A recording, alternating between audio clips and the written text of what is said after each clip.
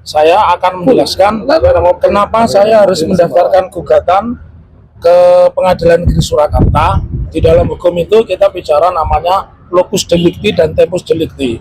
Pertama-tama Pak Jokowi mendaftar sebagai wali kota itu dimulai dari kota Surakarta, otomatis saya mengajukan gugatannya di Pengadilan Negeri Surakarta. Lalu pertanyaan yang kedua, apa yang saya gugat? Rekan-rekan kan harus tahu. Yang saya gugat yang pertama adalah Pak Jokowi sendiri, karena dari tim kami menemukan satu fakta, Pak Jokowi itu ijazah SMA-nya ada yang mengatakan dari laman UGM itu SMA 6 UGM, itu pasti tidak. Kemudian SMA 6 Surakarta itu juga pasti tidak. Dan kami menemukan teman yang seangkatan Pak Jokowi itu ijazahnya bukan SMA 6 pada saat itu, tapi SMPP, Sekolah Menengah Persiapan Pembangunan. Nah, otomatis yang tergugat satu adalah Pak Jokowi, tergugat dua itu adalah SMA 6 Surakarta, KPU, Komisi Pemilihan Umum. Kenapa harus KPU? Karena KPU harus memverifikasi data. Kelemahan utama KPU, dia hanya mendasarkan pada yang namanya fotokopi yang dilegalisir. Nah, ya.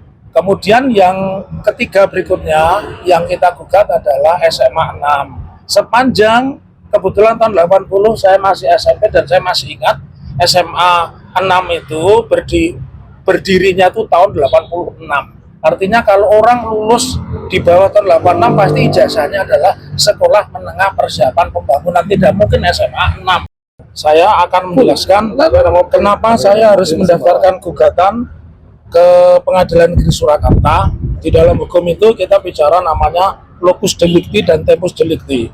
Pertama-tama Pak Jokowi mendaftar sebagai wali kota itu dimulai dari kota Surakarta, otomatis saya mengajukan gugatannya di Pengadilan Negeri Surakarta.